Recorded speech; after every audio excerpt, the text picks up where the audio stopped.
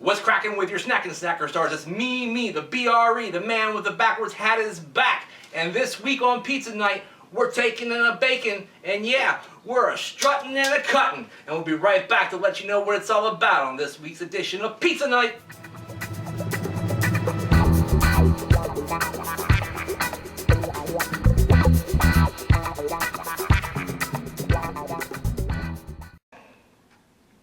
For the very first time in a long time, I'm back at SAS headquarters to say, never fear, Pizza Night is here, so grab yourself a can of beer for Friday night, June the 10th, 2016. Indoor plumbing would have been nice. Yes, it most certainly would have. Today, I have returned to headquarters to check out a pizza. Nothing terribly exciting. Just a take and bake pizza from our local grocery store, Giant Food. You may know it as Stop and Shop up in like Pennsylvania and other areas, but we know it as Giant Food. You probably recognize the fruit salad logo there that they've had for the last few years. And I got their take and bake pepperoni pizza. Well, duh. They also had a supreme variety available. Hate green peppers, not going to get that. Both were $5.99. Go ahead and open this bad boy up. Show you what you got. You got what appears to be a 12 or 14 inch pizza there. I'm going to think it's 12. And that's got lots of pepperoni on it. There are 5 cheeses on here. Those cheeses are mozzarella, provolone, Asiago, Romano, and Parmesan. And as you can see, there is a variety of cuts to the cheese on that pizza. And yeah, looks pretty good. Fairly standard looking crust on the outside there. They're calling it artisan. There's that word again. They want us to go ahead and preheat the oven to 375 degrees, which I have done. And then, here we go. Remove it from the plastic and the cardboard. Bake 12 to 15 minutes or until the cheese is melted and edges are golden brown. So we're probably going to go about 10 minutes and check it. Go from there and then pop it in the broiler for a little bit. They want you to also let it cool for 5 minutes before enjoying. Well, that would be good advice. All right, guys. I'll be right back right after this on Pizza Night to check out this take and bake from Giant Food. Alright gang, I am back for this edition of Pizza Night, and we are taking a look at this take and bake from Giant Food, the pepperoni pizza, surprise, and let's go ahead and take a look at it. There it is, fresh out of the oven. I did exactly what I said I was going to do. I put that thing in there for 10 minutes, took it out, put it in the broiler for about a minute, and look what I got. I got some nice browned up cheese. I got some pepperonis that are starting to curl up a little bit. They didn't really brown too much, but that's okay. You know, if I had left it in there too much longer, this thing would have been burnt to a crisp. I'll tell you that much. Let's go ahead and get down a little bit lower. Show you the depth of the situation there. Yep, there you go. Pretty interesting. And let me go ahead and show you the bottom side. So yeah, that thing looks pretty darn good. It looks like it's done. Now I gotta slice it up. Do you think I'm gonna use that pizza cutter over there? Nah. I'm gonna use the newfangled pizza scissors, which have been gifted to me by the Mahoney family, Heel Will and Mrs. Heel. Thank you so much, family, for helping me out with that. We'll see how those work out. Let me go ahead and slice it up for you real quick. Hey guys, I can't really show you how the pizza scissors work without showing you how they work. So I'm going to have to switch perspectives here for a second and let's see how they go. Alrighty then. Had them upside down, but we will start right there at the center and take a slice. Right through there, how about that? Alright, let's go down to the next side. Right through there, how about that? Holy crap! These things actually seem like they really work. Awesome gift by the Mahonies. Thanks so much. I'll be right back to show you the 420 slice.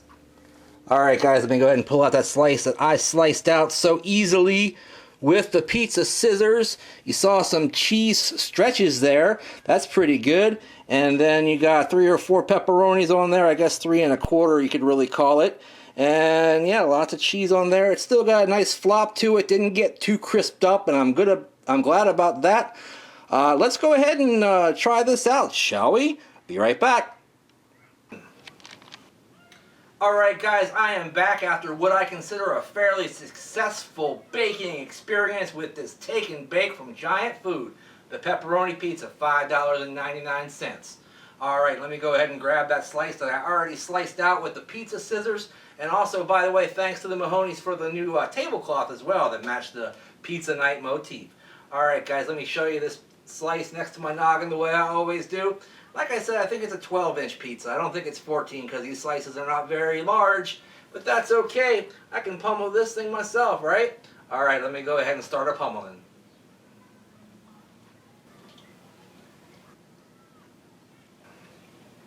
Alright, yes, that is a very tasty, cheap take and bake pizza, guys, for $5.99.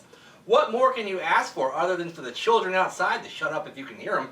But anyway, wow, man, I'm actually not stunned, but really impressed by this pizza for the price. And I've walked by this pizza several times over the past couple of years and said, oh, I'll get to it. It's nothing special. It's a grocery store pizza.